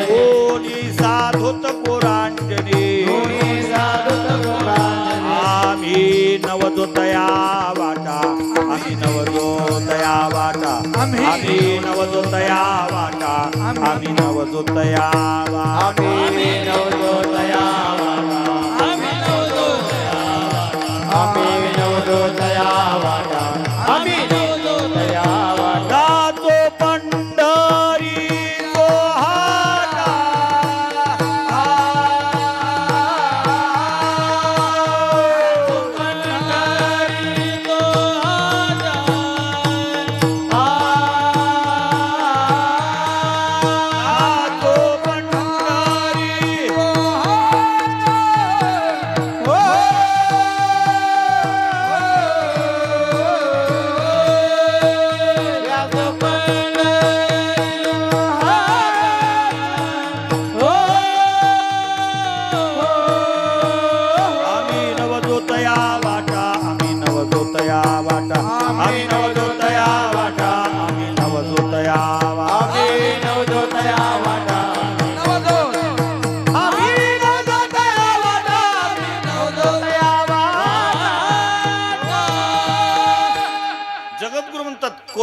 तपादी साधने. एका पायावर उभं राहून करा की उलट टांगून तप करा हिमालयात.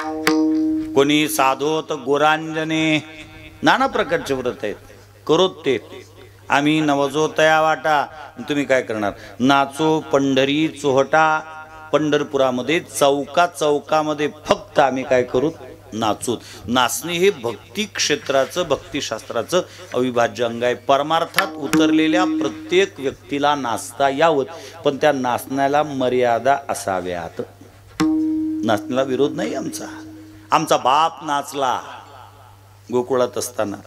तुझे निरळी कोटी चंद्रप्रकाशे, कमल नयन हास्य वदन हाशे हालकारी कृष्णा.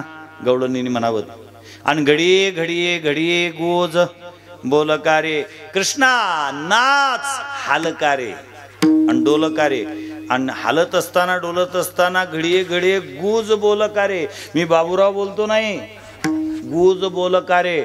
आणि यांनी सुद्धा नाचावं कसं, माफी मागून बोलतो महाराज, आहे ते सत्य आहे. उभा राहून या कैसा काय हलवितो, बाहो की कंबर. आता कीर्तनकार कमरा हलवायला लागलेत नारदाच्या गादीवर, लाजा वाटायला पाहिजेत आणि अशा ठिकाणी नेऊन ठोकले पाहिजेत हे की मलम लावायला सुद्धा जागा नाही दाखवता आली पाहिजे हरामखोरांना. काय नाचावं, कुठं कसं नाचावं, पवित्रपणा त्या व्यासपीठाची मर्यादा आम्ही राखली पाहिजेत. नाचणे ही परंपरा आहे आमची, प्रश्नच नाही. गाये नाचे उडे आपुलिया छंदे मनाची आनंदे आवडीने. गाये नाचे रंगी शक्ती अद्भुत हे अंगी, हेतो देणे तुमचे देवा घ्यावी अखंडित सेवा. काय कितीतरी प्रमाण आहेत. म्हणून नाचू कुठं, फक्त देवाच्या समोर नाचो. पंढरी चोहटा एक प्रसंग सांगतो पहा, म्हणजे लक्षात येईल. स्वानंद सुखनेवशी जोग महाराज यांचे मित्र होते लोकमान्य टिळक. टिळक एकदा पंढरपुरात आलेत. जोग महाराजांना पंढरपुरात होते, टिळकांना घेऊन पांडुरंगाच्या दर्शनाकरता गेलेत. दर्शन झालं आणि जोग महाराज आले, गरुड खांबाला असं आलिंगन दिलं आणि त्याच्याजवळ असे कान पकडले नसे नाचलेत. टिळकांनी पाहिलं जोग महाराजांकडे, गालातल्या गालात हसले. जोग महाराजांचं लक्ष होतं. जोग महाराजांनी विचारलं टिळकांना, टिळक आपण हसलात? कारण काय? काय नाही म्हटले, सहज. म्हटले नाही, मोठी माणसं सहज नाहीत कुठली कृती करत, तुमच्या हसण्याच्या मागे काहीतरी कारण असेल, सांगा निसंकोचपणे. काय नाही म्हटले, बावळट वारकरी इथं नाचतात काय, कान धरतात काय, काही वाटलं नाही, पण तुमच्यासारखा विद्वान माणूस इथं कान धरतो नाचतो, काय कारण आहे? जोग महाराजांना संप्रदायामध्ये प्रत्युत्पन्न मती म्हटल्या जातं, ताबडतोब उत्तर देण्याची क्षमता, हजर जबाबी ज्याला म्हणतात. अशा अनेक गोष्टी सांगितल्या जातात. पुलंच्या बाबतीत, प्रख्यात्रेंच्या बाबतीत, पु ल देशपांडेंच्या बाबतीत असं सांगितलं जातं. त्यांची त्या पुण्याला एक प्रेस होती, त्यांनी त्या प्रेसच्या समोर 3 दिवस झाले गाढव मरून पडलेलं होतं. हे प्रेसमध्ये गेले, त्या कर्मचाऱ्यांनी सांगितले, सर म्हटले 3 दिवस झाले आपल्या प्रेसच्या समोर गाढव मरून पडलेलं आहे. त्यांनी त्यावेळेला मोबाईल नव्हते, फोन उचलला, त्यांनी नगरपालिकेला फोन केला, हॅलो मी पु ल देशपांडे बोलतोय. तिथल्या कर्मचाऱ्याने उचलला, बोला म्हटलीस काय? काय नाही म्हटलं, आमच्या प्रेसच्या समोर गेल्या 3 दिवसापासून एक गाढव मरून पडलेलं आहे. आता फोन उचलणारा थोडा उर्मट होता. म्हटलं आम्ही काय करायचं? ती फुलं होती. म्हटले नाही तुम्ही काहीच करायचं नाही, पण कोणी मेल्यानंतर त्याला त्याच्या भाऊबंदाला कळवण्याची आमच्याकडे परंपरा असल्यामुळे कळवलं. फक्त ज्यांच्या लक्षात आलं असेल त्याने घ्यावं, नाही तर त्याचे माऊस भाऊ समजेल मग मी. तसं याला प्रत्युत्पन्न मती म्हणतात. तसं जोग महाराज प्रत्युत्पन्न मती होते. जोग महाराजांनी टिळकांना उत्तर दिलं, म्हणजे टिळक इथं कान धरून का नाचायचं सांगू का? दुसऱ्याचे कान धरायची ताकद आपल्या हातात यावी असं जर वाटत असेल तर त्यांनी स्वतःचे कान धरून नाचलं पाहिजे. इंग्रजाचे कान धरून त्यांना भारताबाहेर काढून देणे एवढी ताकद तुमच्या हातात यावी असं वाटतं का? धरा कान आणि नाचा इथं. कारण नाचण्याचं तेच ठिकाण आहेत. कान धरून नाचे गरुडा पारी. तुको म्हणतात गाऊ नाचू, अधिक काय करू म्हटले, तुझा अनुवाद करू. अनुवाद करू ही परंपरा एरवी गवळणींची आहे.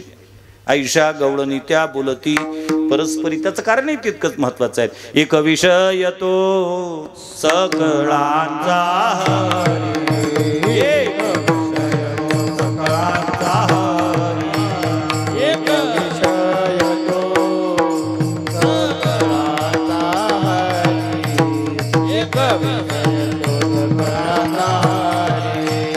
त्यांच्या आवडीने आवडी तरी, त्यांच्या आवडीने आवडी तरी, त्याला आवडीने आवडी हरी, त्याला आवडी हरी. अंध बहीर हे प्रेत लोकाचारी, अंध बहीर हे प्रेत लोकाचारी.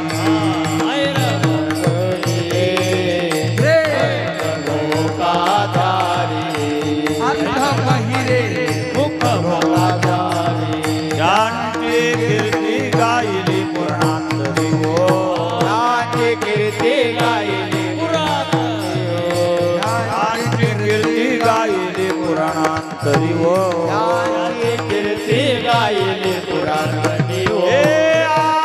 आपणाशी करीती नवल, आपणाशी करीती नवल, आपणाशी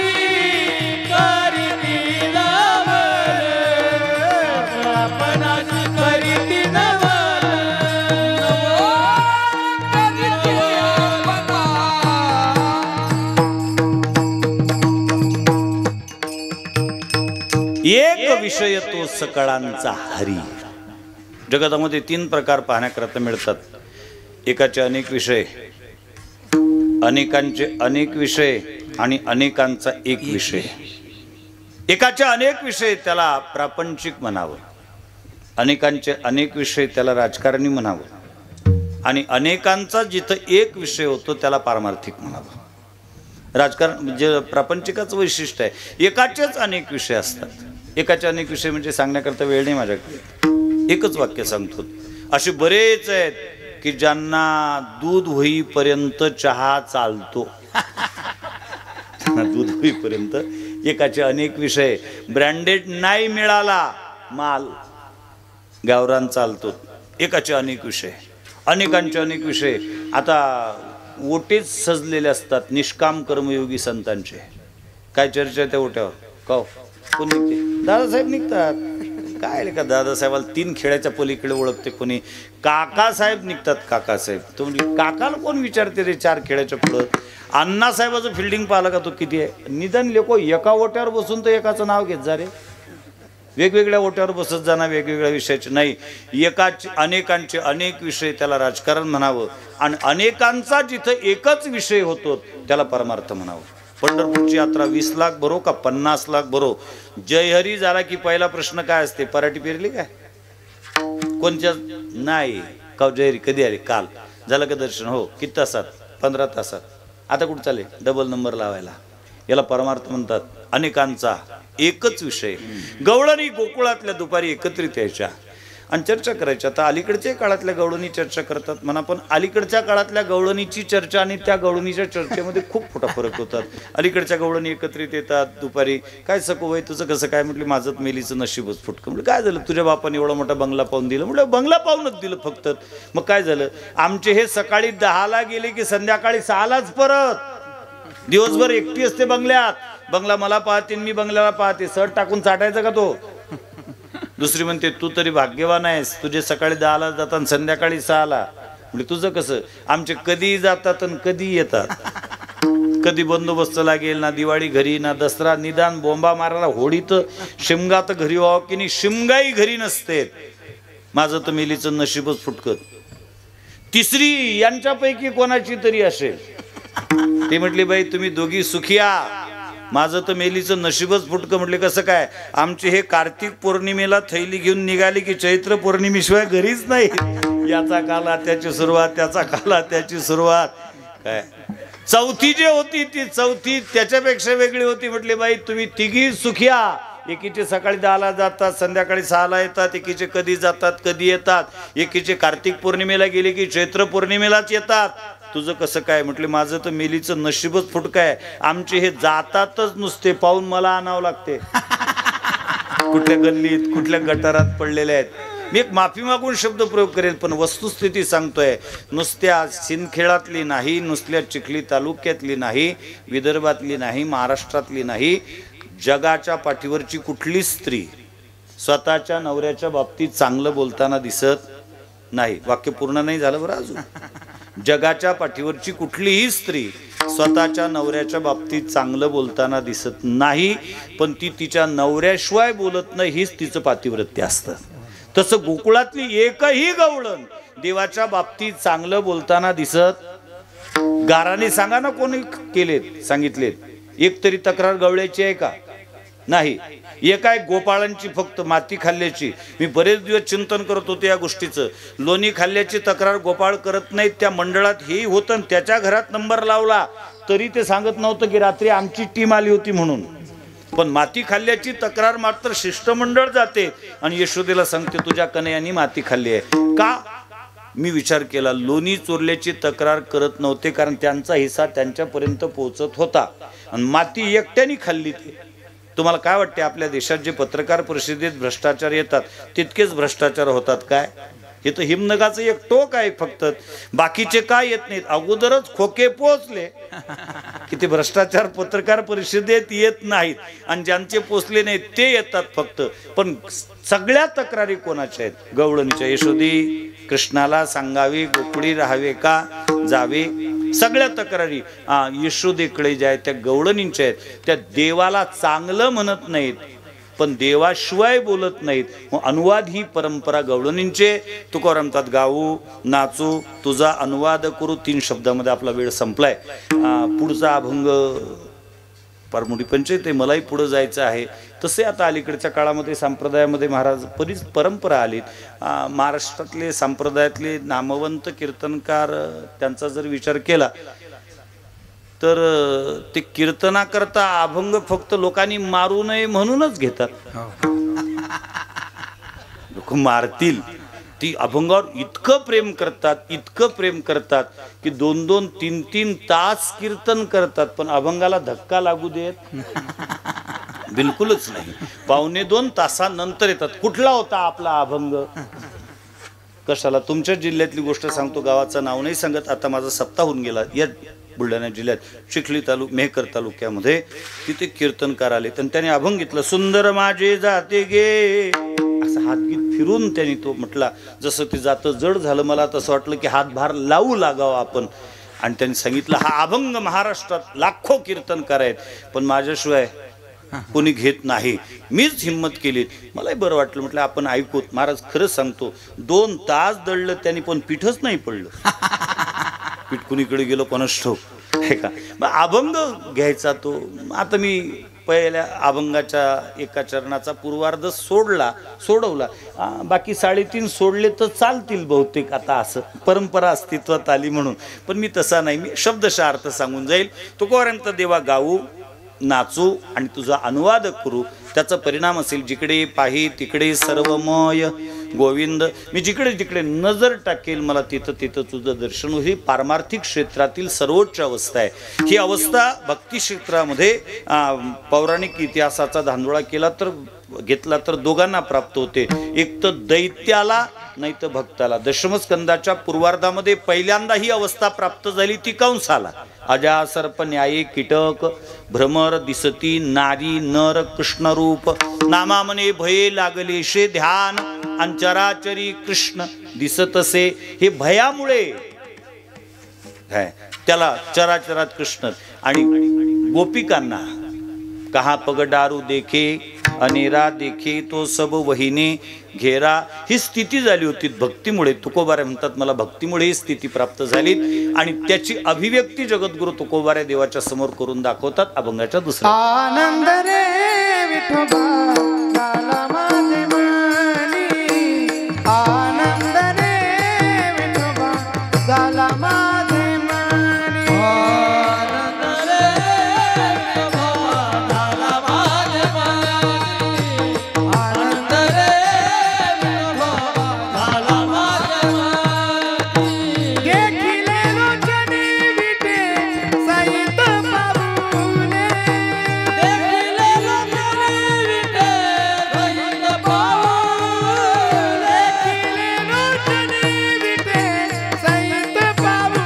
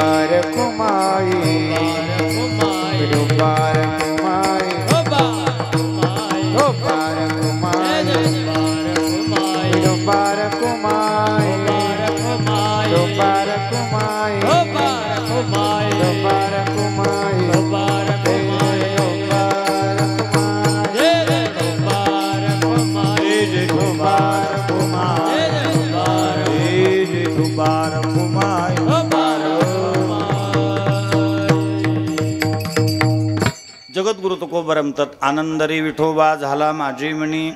सांसारिक क्षेत्रामध्ये, प्रापंचिक क्षेत्रामध्ये जीवन जगत असणाऱ्या जीवाच्या जीवनामध्ये आनंद कधी होतच नाही. व्हायचं झालं तर ते सुख होते, मी त्याही मताचा नाही. जे होते त्यांना आम्ही सुख म्हणत असतो, तो भाग वेगळा. आनंद कशाला म्हणतात? आनंद ही व्यवस्था अशी आहे की जे एकदा प्राप्त झाल्यानंतर ज्या व्यक्तीला प्राप्त होते त्याच्या जीवनामध्ये सुखदुःखाच्या कितीही खेपा आल्या तरी त्याच्यावर त्याचा परिणाम होत नाही. आनंदी निर्भर असो भलते ठाई, सुखदुःखा नाही चाडामा, ही स्थिती आहे. म्हणून तुकोबा म्हणतात, आनंद रे विठोबा झाला माझे. मी एक वाक्य अधिक सांगतो पहा. यदा कदाचित आनंद झालाही आम्हाला आमच्या जीवनामध्ये, तर सगळ्यात मोठा प्रश्न असतो आम्हाला, तो आनंद कोणाला सांगावा. तर आमच्या अवतीभोवती असणारी जी लोक असतात त्यांना आमचा आनंद ऐकून आनंद होण्याऐवजी आमचा आनंद ऐकून दुःख होणाऱ्यांची संख्या खूप आहे. का? आमचा आनंद ऐकून त्यांना आनंद नाही होत, त्यांना दुःख होतं. एक दृष्टांत सांगतो 1 मिनिटाचा आणि शिवेला पूर्णविराम देतो. पुण्यामध्ये एक माणूस होता, तर आनंदाने नाचत होता. शेजारी म्हणजे कहो सकाळपासून मी तुम्हाला पाहतोय का नाचता. तुम्हाला माहित नाही का आपले शेजारचे जे कुलकर्णी आहेत त्यांना 10 लाखाची लॉटरी लागली. त्यांनी विचार केला, लॉटरी कुलकर्ण्याला लागली, नाचतं नाळकर्णी, असं कधी होत नाही. पुढे का त्याला 10 लाखाची लॉटरी लागली, तुम्ही का नाचता? त्याच्यातले 5 तुम्हाला भेटणार आहेत का? यांनी सांगितलं तसं नाही. मग का नाचता? म्हटली त्याचं तिकीटच नाही दिसून राहिलं. याच्या नाचण्याचं कारण हीच परिस्थिती आमची आहे. पण तुकोबा भाग्यवान आहे, तुकोबाला आनंद झाला. त्यांनी सांगतात कोणाला, आनंद रे विठोबा झाला माझे म्हणी. कशाचा? म्हणजे देखिली लोचनी विटे सहित पाऊले. मला विटे सहित पाऊलं पाहण्याचा योग आला. वारकरी संप्रदायामध्ये देव महत्वाचा, त्याचे पाय महत्वाचे, त्याच्यापेक्षा त्याच्या पायाच्या खालची वीट ही महत्वाची. बाकीचे देव आहेत, उत्तर हिंदुस्थानात जा, दक्षिण हिंदुस्थानात जा, भगवान सोते हे दर्शन मना आहे, जाते बघत कवाळबी लगा लेना आहे, असं नाही आमचा देव वाट पाहतो. बरं, याच देवाचं एक वैशिष्ट्य आहे, जगाच्या पटरी कुठलाही देव पहा, फार 500 वर्षाच्या प्रतीक्षेनंतर जो येऊन बसलात 22 जानेवारीला, मी टीका नाही करत पण वस्तुस्थिती सांगेल, 500 वर्ष प्रतीक्षा केली, संघर्ष केला, जो येऊन बसलात ना अयोध्येत 22 तारखेला, तोही पायाला हात नाही लावू देत आम्हाला फक्त पायरी संप्रदायामध्ये जोपर्यंत पददर्शन होत नाही तोपर्यंत समाधान नाही. पाय जितकी महत्वाचे आहेत ना, त्याच्यापेक्षा त्याच्या पायाच्या खालची वीट महत्वाची आहे. ज्ञानवाऱ्याचा अभंग वाचा घरी गेल्यानंतर. वाराणसी यात्रे जाईल ही सुरुवात आहे त्याची. प्रयाग माधव सगळे तीर्थ पाईन परी, मी वीट नव्हेन विठोबा, तुझ्या पायाची वीट मी कैबा होईन. म्हणून देखिले लोचनी विटे सहित पाऊले, आनंद रे विठोबा. आणि तुकोबा पहिल्या चरणात 3 गोष्टी करतो म्हणतात आणि तिसऱ्या चरणात 3 करणार नाही. न करी तप, न करी साधन, न करी मुक्तीचे सायास. तप का करणार नाही? कारण करता तपे काम क्रोध खोडती म्हणून तप करणार नाही. कारण तपो बळे रिद्धी पातलिया भ्रंशे बुद्धी मगतया विरक्ता सिद्धी आठवेना, म्हणून तप करणार नाही. न करी तप, न करी साधन. का केलेले आहेत? नाना साधनाच्या केल्या खटपटा, किंवा साधने घालती काळाची मुखी, म्हणून साधन करणार नाही. आणि मुक्तीचे सायास का करणार नाही? मिळालीच आहे तुका म्हणे मुक्ती परिणिली नवरी. मग काय प्रश्न आहे? मग आम्हाला काय हाची जन्मोजन्मी गोड भक्तीचा रस, तेवढा तुकोबारला पकडला असावं देवानी. महाराज ठीक आहे, तुम्ही तप करणार नाही, तुम्ही साधनं करणार नाही, मुक्तीचे सायस करणार नाही, पण तुम्ही प्रापंचिक संत आहेत. प्रपंचाकरता 2 गोष्टी लागतात, एक तर पैसा लागते, नाही तर प्रेम लागते. तुम्ही पैशाच्या विरोधातले आहात, प्रश्नच नाही. दिवट्या छत्री घोडे माहीत आहे मला, तुम्ही छत्रपतींचा नजराणा परत केला, पण प्रेम तर लागतं ना हो प्रपंचामध्ये. बरेच असे आहेत की ज्यांच्याकडे पैसा गळगंज आहे पण प्रेम नसल्यामुळे घटस्फोट आहे. घटस्फोट होतात, करोडो रुपये देऊन घटस्फोट घेतात लोक. का? प्रेमाचा अभाव आहे. आणि ज्याच्याकडे पैसा नाही, ऊसतोड कामगाराच्या ते दाम्पत्य पहा, जोडपे पहा, एकाच शिदोरीत 2 जण जेवतात, एकमेकाच्या तोंडात घास घालतात, लक्षातच येत नाही नवरा बायको आहेत का बहीण भाऊ आहेत म्हणून. का? पैसा नसेल कदाचित, पण प्रेम खूप मोठं आहे. मग तुम्ही प्रापंचिक संता प्रेमा करता काहीतरी कराल ना हो, त्याचं उत्तर जगद्गुरु शेवटच्या चरणात. तुका म्हणे आमा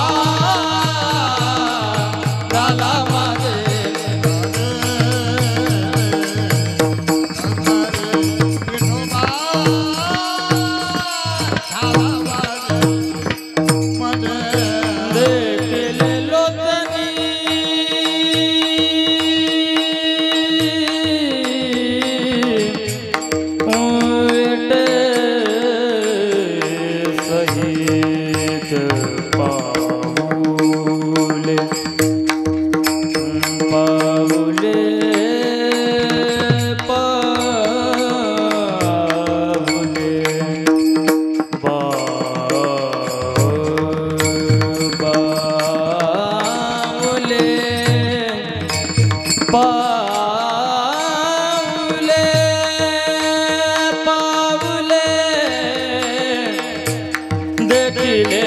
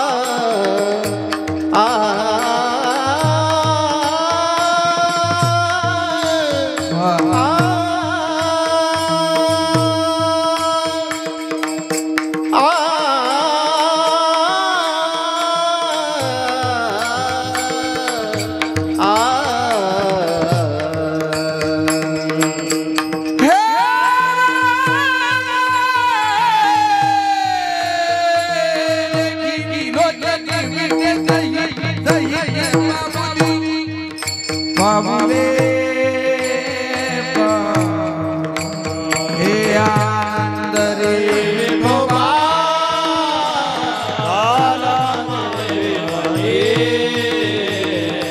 आनंद रे विठोबा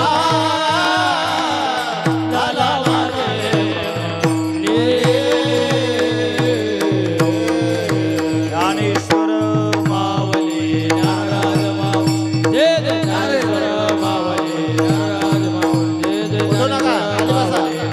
बसा खाली ज्ञानेश्वर मावली बसा खाली बसा पहिला खाली बसा